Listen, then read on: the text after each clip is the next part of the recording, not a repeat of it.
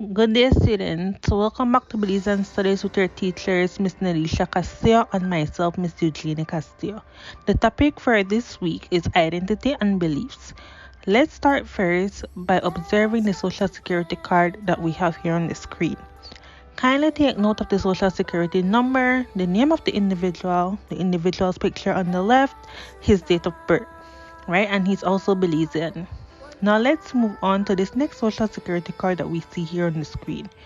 Take note of her Social Security number as well, the picture on the left, her name, her sex, and her date of birth. And she's also Belizean. However, you will notice that the Social Security numbers are different. You will notice that their first name, their middle name, and their last name, they're both different. Their sex is different. Their date of birth is different. Their month of birth is different, and their year of birth is different. The only thing that they have in common is that they are Belizean. All the differences that you see and that you have taken note of is what makes them an individual. Both of them are different individuals. An individual is a single human being. An individual is one person and the things that make them unique. These are things about an individual that makes them different from other people. We are born with some of the things that makes us who we are. For example, our eye color, our race, our gender, and then other things we develop and change over time. For example, our personality, our interests, and our beliefs. Many adolescents begin developing a sense of who they are. They're trying to answer the question, who am I?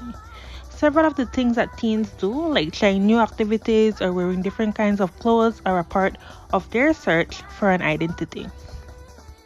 Identities are made up of lots of different characteristics and multiple layers. For example, religion, nationality, gender, etc. There's a lot of things that makes us who we are.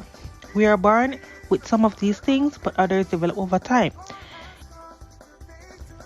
Is it fair to treat people unfairly just because of who they are? For example, black, white, gay, disabled, short, tall, etc.?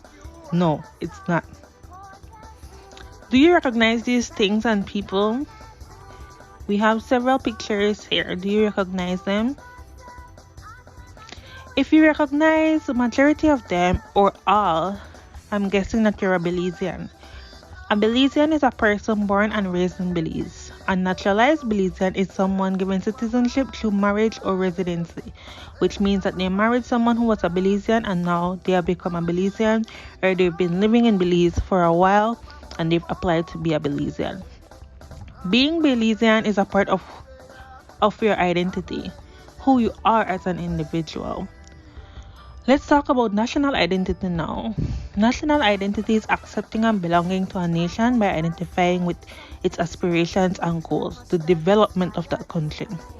Which country do you belong to? I'm guessing you would say Belize, right? So you're a Belizean.